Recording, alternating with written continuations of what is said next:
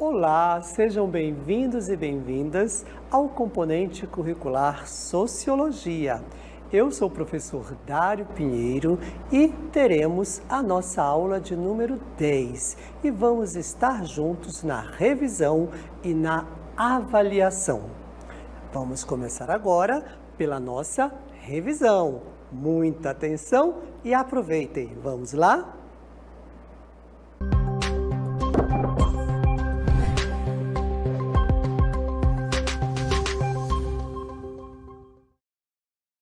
Nós iniciamos esta unidade falando de temas que são muito caros às ciências humanas e sociais.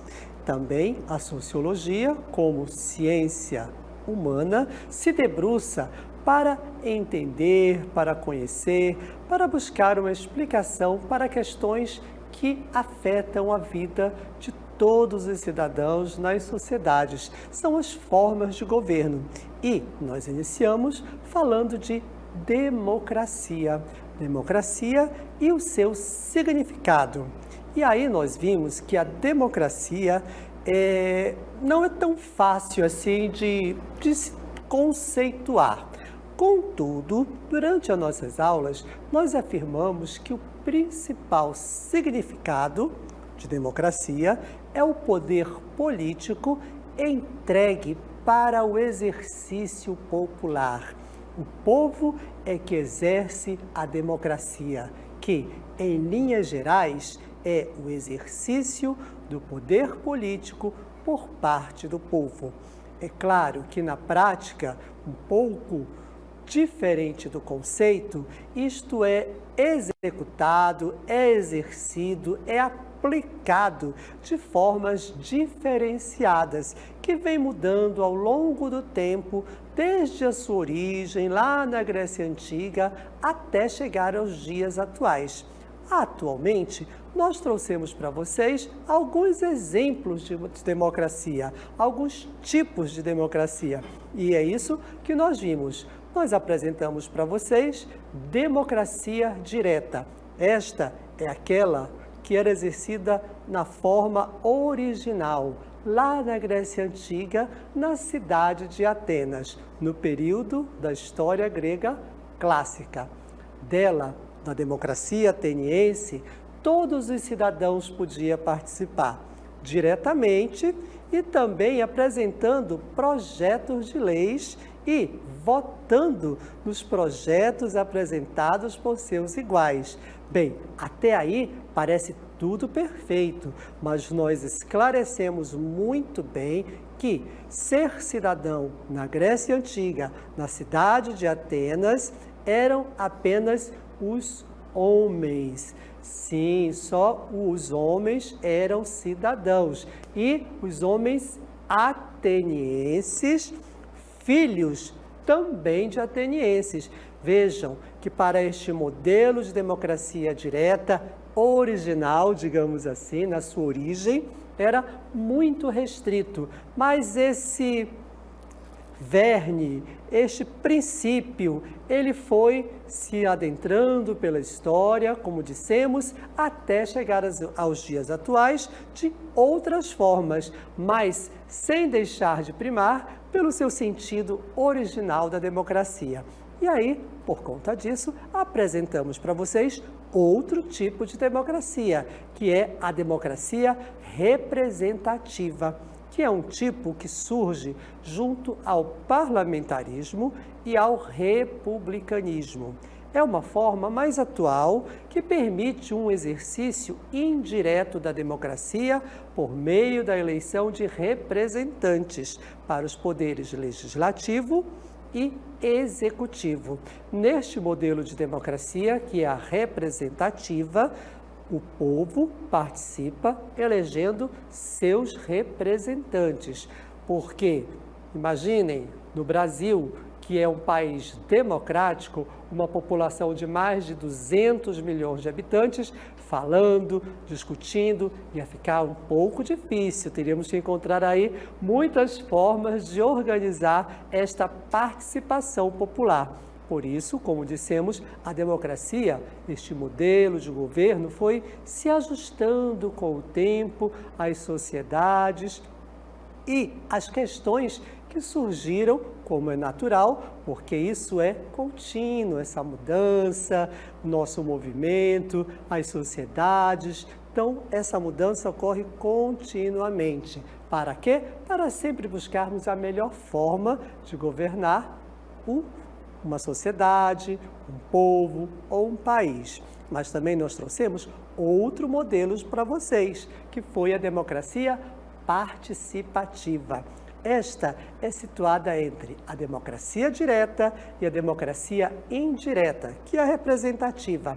A democracia semidireta, participativa, é composta pela eleição de representantes para atuarem nos poderes legislativo e executivo e pela possibilidade de participação direta da população nas tomadas de decisões governamentais e estatais.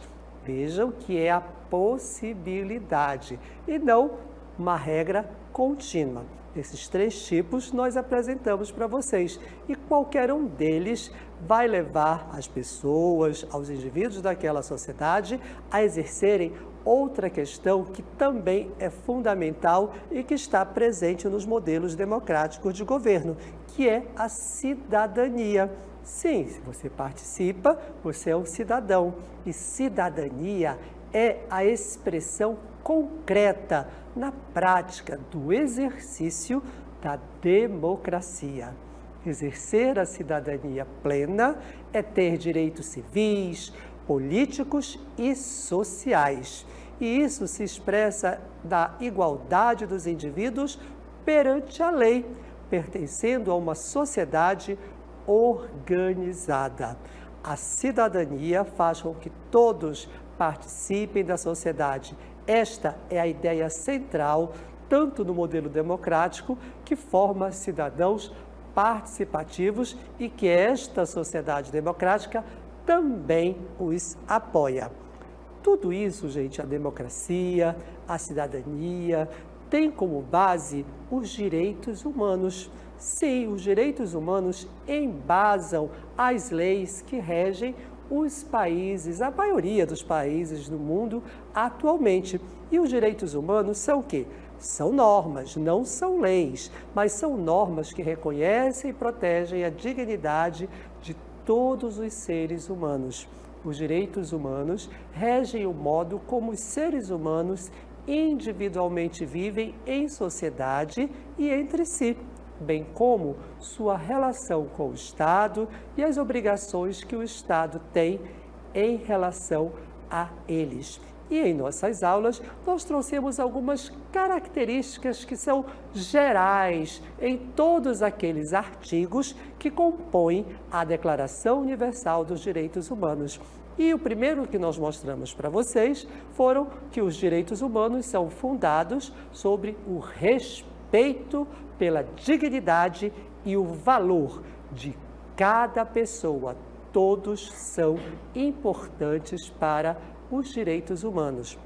E os direitos humanos, eles são universais. Não é para mim, não é para ti, são para todos e para nós. Exatamente, são aplicados de forma igual e sem discriminação a todas as pessoas.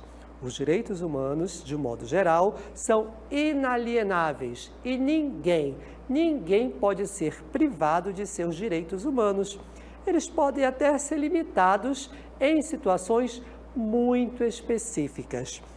A democracia, a cidadania, os direitos humanos também estão postos no princípio republicano, que é outro item que pode fazer parte de um governo. E o que nós apresentamos para vocês foi o princípio republicano. Lembrando que o Brasil é uma república e obedece a esse princípio, que indica a busca de interesse da maioria para a formação do espaço público, a partir da utilização de outros princípios constitucionais, político-ideológicos, todos destinados a auscultar a sociedade e a garantir direitos à maioria e às minorias, só reforçando o que nós comentamos em nossas aulas e que tem que ficar muito claro.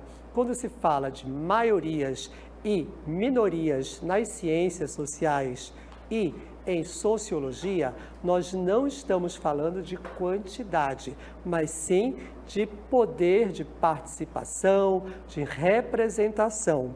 A maioria, nós falamos que são aqueles que detêm o poder ou que estão, digamos assim, num patamar diferenciado daqueles que têm menos poder aquisitivo, que não participam de determinados direitos sociais, que são as minorias e que, na prática, são um número maior de pessoas, infelizmente, por conta das desigualdades sociais que ainda persistem em nosso país e em nosso mundo. É por isso que, para tentar minimizar, atenuar e até melhorar mesmo, nós falamos de ações educativas. Foi também comentado, foi também dito em nossa aula que ação educativa é uma atividade educativa, sim, formal ou não formal, deliberada, envolvendo alguma forma de comunicação destinada a trazer a aprendizagem, sim, para que as pessoas aprendam e, de certo modo, são consideradas contrapartidas. Se eu recebi, eu vou compartilhar com o outro aquilo que eu sei. Ou seja, são um retorno voltado para o benefício da sociedade a partir da execução de um determinado projeto. Tem que haver um projeto. E, no caminho dessas ações educativas, nós também temos as ações solidárias. E as ações solidárias, elas promovem o quê? O voluntariado. O próprio nome já diz, tem que ser voluntário, a reflexão sobre questões humanitárias e o incentivo à solidariedade. E aí trouxemos alguns exemplos, como visitas a orfanatos, creches, asilos, bem como ações educacionais para terceirizados, como alfabetização, inclusão digital, ensino à distância, entre outros. Percebam que as ações solidárias também são e podem ser uma ação educativa. As duas podem estar juntas ou até podem ser separadas, dependendo, é claro, do objetivo do projeto. Sempre reforçando que tem que haver um projeto que delineie essa ação. Não é, digamos assim, feito de qualquer jeito. É por isso que nós frisamos essa questão de um projeto para uma ação educativa ou uma ação solidária. Mas essas ações também têm aí um incentivo legal. E o que significa isso? Tem leis que dizem, olha, é bom fazer uma ação educativa, devemos praticar o voluntariado. Isso são os documentos normativos de preservação dos direitos e garantias. E o documento maior do nosso país, qual é? É a Constituição Federal de 1988, que traz de forma geral os direitos e deveres do cidadão brasileiro, que, salvo algumas exceções, devem ser aplicados a todos e todas, independentemente da condição social, da cor, da etnia, da religião ou de ideologia política. Mais uma vez, esses princípios da Constituição devem ser aplicados a todos. E, como consequência desta Constituição, nós temos aí a lei também que rege o nosso ensino, a nossa educação. Neste momento que estamos tendo de aula, revisando conteúdos, está previsto já, assim como as ações solidárias e as ações educativas dentro da Base Nacional Comum Curricular, que é a nossa BNCC. E a solidariedade está sim na BNCC. Na escola, ela aparece em uma das competências gerais desse documento, que é a nossa base, recomendando que os alunos desenvolvam ao longo da sua vida escolar princípios solidários para ter responsabilidade e cidadania. É a 10ª competência que diz responsabilidade e cidadania e define habilidades e aprendizagens essenciais para uma formação integral de alunos responsáveis e cidadãos. A BNCC, na nossa competência de número 10, prevê responsabilidade e cidadania e, desse modo, preconiza o agir pessoal e coletivamente com autonomia, responsabilidade, flexibilidade, resiliência e determinação, tomando decisões com base em princípios éticos, democráticos, inclusivos, sustentáveis e solidários. E finalizamos a unidade 2 falando do ECA, que é o Estatuto da Criança e do Adolescente, que no Brasil ele foi estipulado como conjunto de normas jurídicas para proteção dos direitos da criança e do adolescente. Este documento, gente, é um marco legal e regulatório dos direitos humanos de crianças e adolescentes. O Estatuto da Criança, que é o ECA, ele criou mecanismos de proteção nas áreas de educação, saúde, trabalho e assistência social. Ficou estabelecido o fim da aplicação de punições para adolescentes, tratados com medidas de proteção. E também, agora, com medidas socioeducativas em caso de cometimento de atos infracionais. Mas, apesar do ECA já ter 30 anos, ele ainda tem problemas, ainda tem desafios para sua implementação, mesmo depois de 30 anos. E isso nós vimos e vamos ouvir de novo a partir da fala de um conselheiro tutelar que lida diariamente com todos esses problemas. Vamos ouvir? Olá, meu nome é Kirk Jobres Axado, estou conselheiro tutelar de Manaus, da Zona Sul 1, por 4 mandatos, onde em Manaus existem 10 zonas que abastecem em relação ao ECA, ao Estatuto da Criança e do Adolescente. Qual é a ligação do conselheiro tutelar em Manaus? Ele é autônomo, ele é injurisdicional e ele faz valer todo o direito de criança e adolescente, seja na área da saúde, na área da educação, na área do esporte, na área do lazer. Então, o Estatuto da Criança e do Adolescente, ele ampara a criança e o adolescente em todos os seus segmentos. E o Conselho Tutelar, ele é um vigilante das leis. O ECA, que é o Estatuto da Criança e do Adolescente, a 8.069/90, essa lei que vem fazer valer o direito da criança e do adolescente, ela tem uma relação paralela ao Conselho Tutelar, porque o Conselheiro Tutelar segue todos os seus artigos na íntegra, principalmente o artigo 5 do ECA, onde diz que ele tem todos os seus direitos. O Conselho Tutelar, dentro do seu artigo, ele não pode ter a sua função desembaraçada, que é no 236. Ele pode até dar voz de prisão para aquela pessoa que venha a violar um direito de criança e adolescente. Isso, lembrando que funciona 24 horas ininterruptas. Falando em dificuldades, claro que de região por região, temos regiões aí, regiões rurais, temos as regiões terrestres que você tem que adentrar, são zonas de ramais, mas vou falar quanto nós, quando trabalhamos aqui na parte urbana, na cidade de Manaus. A nossa grande dificuldade é o material humano, é uma equipe interprofissional que possa caminhar junto com o Conselho Tutelar, é acionarmos as buscas ativas, são veículos que nós tenhamos 24 horas à disposição para que você possa averiguar se aquela denúncia procede ou não procede. É material administrativo, desde a resma de papel, de canetas, material de limpeza, uma série de fatores que dificultam o atendimento do conselheiro tutelar, porque o conselho tutelar, ele é a porta de entrada. São aqui que chegam as denúncias do Disque 100, chegam as denúncias de hospitais, de escolas, denúncias anônimas das próprias delegacias. Ou seja, o conselho tutelar sempre será a porta de entrada. como você acionar o Conselho Tutelar através do número 08.092-1414 ou você liga para o Direitos Humanos, Disque 100. Não seja omisso, faça a denúncia, participe.